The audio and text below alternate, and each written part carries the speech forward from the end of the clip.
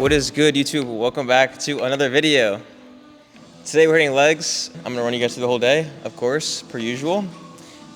Last time we hit legs on here, we squatted, barbell squatted, and I also said that I normally start off with like a pendulum or a hack squat, mostly. Sometimes I'll do barbell, of course, but I low-key prefer hack squat and pendulum, and that's what we're doing today. We're doing a hack squat today to start off the lift. We've worked up to our top set, and yeah, that's it. Let's get into it.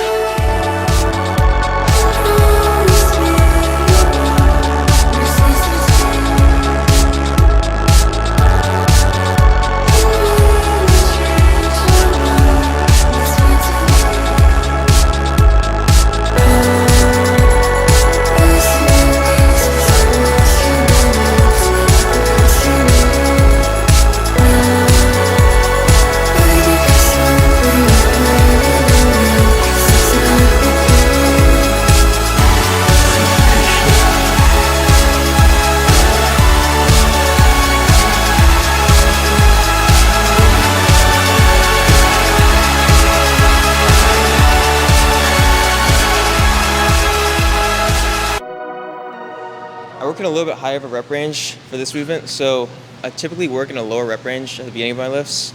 Like my compound lifts are more in that 6 to 8 rep range, and then I'll move up towards 8 to 10, sometimes over 10 reps. But to kind of show you exactly what I did today, for the hack squat and the RDLs, those are more my compound lifts, so those were kind of in that 6 to 8 rep range. And then this is going to be more in the 8 to 10 rep range, along with, you probably can't see it, but the leg extension machine is right there. We'll do that in 8 to 10 reps too. And then we'll finish off with some calves, and that'll be it for the lift. Hamstring curls, 8 to 10 reps. We'll probably do 3 sets for this and leg extensions as well. So yeah.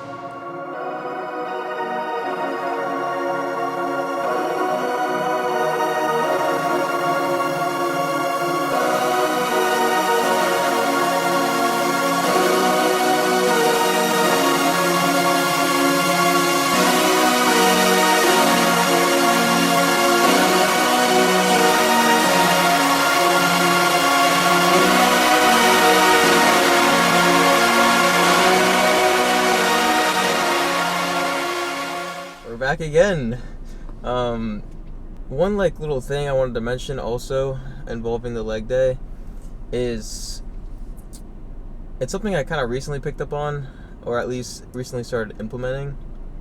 But when you're doing leg extensions, if you want to target a specific part of your quad, if you want to hit the teardrop, which is the inner part, typically you can angle your feet outwards, and you'll focus more on that teardrop. And then if you want to hit the outer sweep more, then you can tilt your toes inward, and then you'll hit the outer sweep more, which is interesting. I just found that interesting. I thought I'd include it. So if you have, if you want to fix an imbalance or whatever the case, you can implement that. Okay, so for this portion of the video, I'm going to highlight a couple things. The main point that I wanted to get across is lifting to lift versus lifting to see progress. One of them, lifting to lift, is kind of more so when you're just kind of going through the motions instead of actively focusing on improving in the gym. And the other one, obviously, is lifting to see progress, which you're going to put more intention in, and you'll be more focused on seeing progress.